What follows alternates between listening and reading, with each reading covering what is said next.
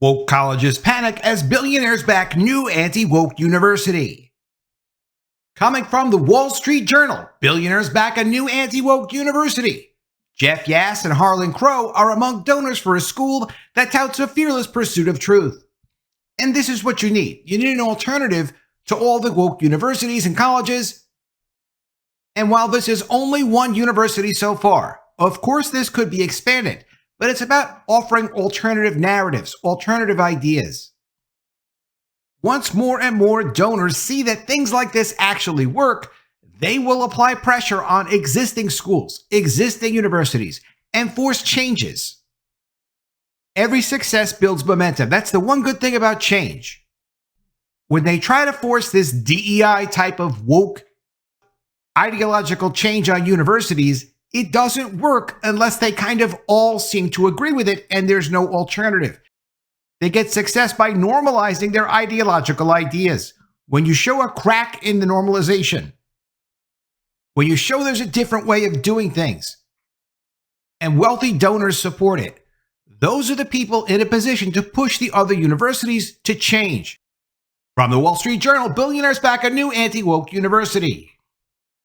Billionaires frustrated with elite colleges are banding behind a fledgling school in Texas that boasts 92 students. Stock trader Jeff Yass, real estate developer Harlan Crow, and investor Len Blavatnik are among the high-profile people donating to the University of Austin, or UATX. The new school has raised roughly $200 million so far, including $35 million from Yass, a huge sum of money for a tiny school without any alumni to tap. Crow, a major GOP donor, was an early backer. Quote, much of the higher education today seems to want to reject Western accomplishments and the accomplishments of Western civilizations in their entirety, he said. Many people think that's a bad idea. Crow said he expects UATX to encourage ideological diversity. Crow and his wife Kathy have hosted several events for the school at their Dallas home and let the school use space in an office park he owns for its summer program, provocatively called Forbidden Courses. Crow has also been a controversial backer to Supreme Court Justice Clarence Thomas, which Clarence Thomas is getting a lot of hassles for, though he has said he's never discussed pending cases with Thomas. Frustration with the state of debate and levels of unrest at prestigious universities has spurred some of the richest American billionaires to flex their financial muscle. Billionaires like Mark Rowan and Bill Ackman led campaigns to oust Ivy League presidents that they viewed as being too soft on anti-Semitism on campus following Hamas's October 7th attacks on Israel and the war in Gaza. Many wealthy donors believe elite colleges are overwhelmingly progressive, which of course they are, and are attracted to the idea of an alternative school that says it encourages meritocratic achievement and myriad viewpoints. And that's the purpose of UATX. They welcomed their initial class of first years last month at a former department store near the Texas Capitol. The school says it's nonpartisan and refers to its mission as the, quote, fearless pursuit of truth. Its foundational curriculum marries classic texts. Students were given a copy of Homer's Odyssey upon enrollment with an emphasis on entrepreneurship. A video posted to the school's YouTube page contrasts scenes of pro-Palestinian protests and encampments at other schools with a civil UATX seminar. The video ends with the message, quote, they burn, we build. Officials talk about UATX in lofty terms. Some cite the University of Chicago as an aspirational role model.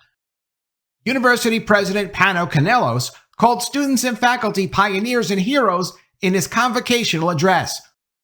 Quote, what is truly historic is that which sends the trajectory of history and lives lived with the stream of history shooting in a direction other than that towards which they were tending, Canelos said. The effort to launch the school was announced in the fall of 2021.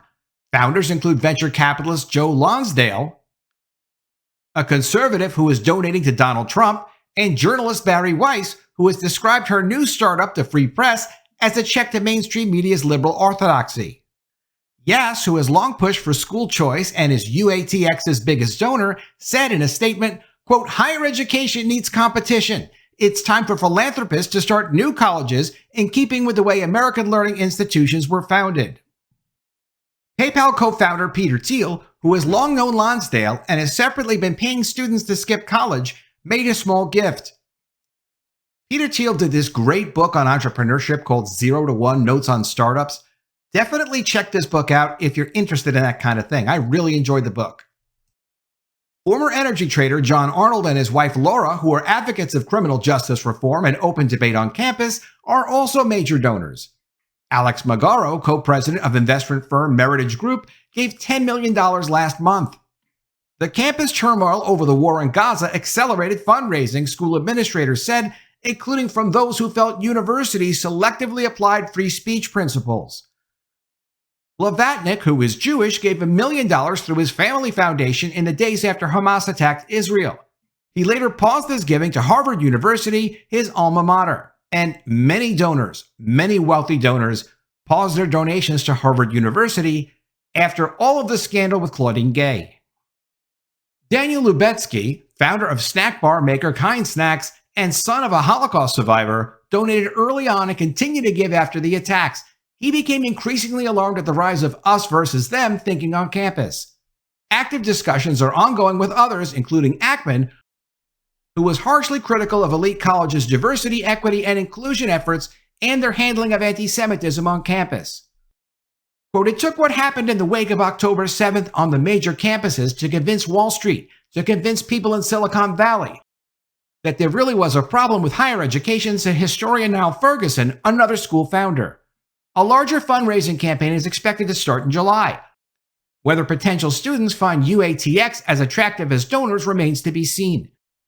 UATX currently lacks accreditation and can receive it only after its first class graduates.